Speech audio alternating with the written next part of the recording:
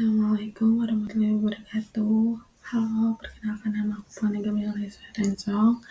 Aku di sini akan menjelaskan mengenai analisis regresi exogenous. Dalam pertemuan keempat, yang pertama ini pertanyaannya itu lakukan perdugaan estimasi fungsi permintaan empirik menggunakan model Q sama dengan A kurang BP, di mana Q adalah kuantitas yang diminta dan P adalah harga produk. Lalu kita akan mengerjakan mengerjakan ini di Excel. Itu pertama-tama kita akan menyalin ini dari soal tersebut atau mengetik kembali, lalu kita tulis dari observasi 1-10 dan kuantitas 100 sampai ke sini, lalu harga produk. Nah, lalu kita akan membuat tabel seperti ini yang hasilnya akan menjadi 140, intercept-nya, harga produknya yaitu -10. Nah, ini selanjutnya nomor 1 yang bagian 2. Nah, pendugaan fungsi permintaan adalah 87%. R square 0,86956522. Nah, R kuadrat adalah keragaman dari permintaan 90%. Semakin tinggi menunjukkan semakin baik karena sudah ditunjukkan di dalam model tersebut. Nah, significance F adalah bahwa model ini sudah bisa mewakili konsep demand, diwakili alpha 5%, standar error. Jika lebih kecil dari 5%, maka model dikatakan baik. Data menunjukkan bahwa 0,038%. Lalu P value bernilai lebih kecil. Nah, dari alpha maka variabel yang diduga secara signifikan melebihi QD alpha standar 5%. Nah, ini tuh sangat mempengaruhi permintaan. Semakin besar, semakin baik, dan menunjukkan P-value harga sama dengan 2,6%. Dan P-value-nya pendapatannya itu 20%.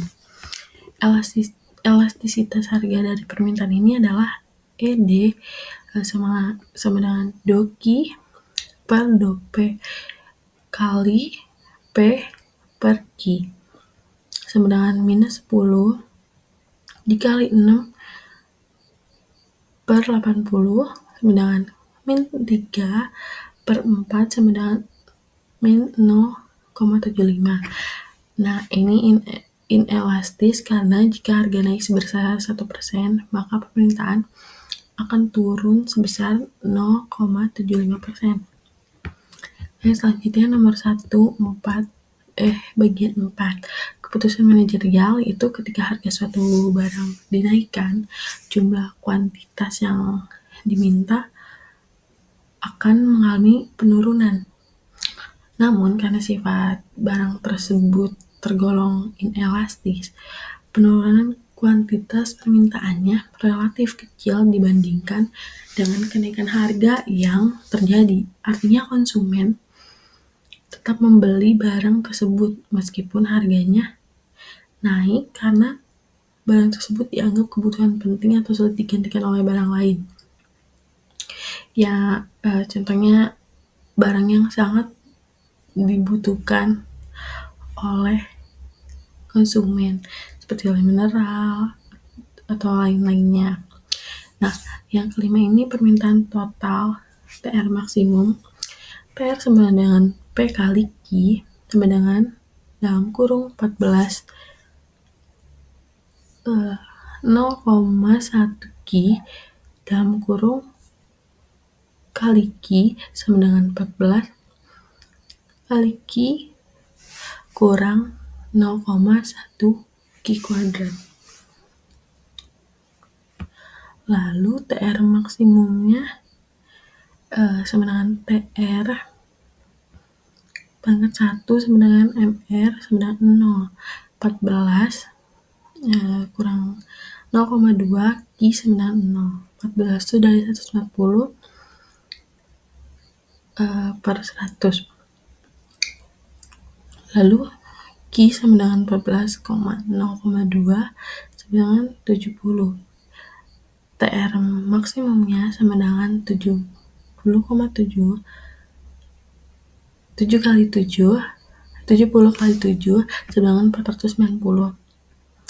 Nah, ini P sama dengan 7 karena 14 per 0,2.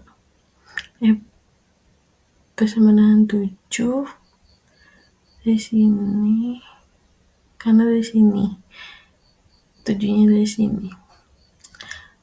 Lalu nomor 2 yang 2A itu kita akan membuat seperti Excel terus ke data analisis, lalu kita ketik dari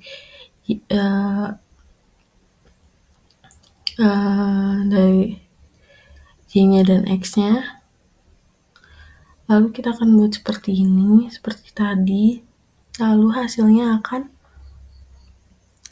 111,6918,9.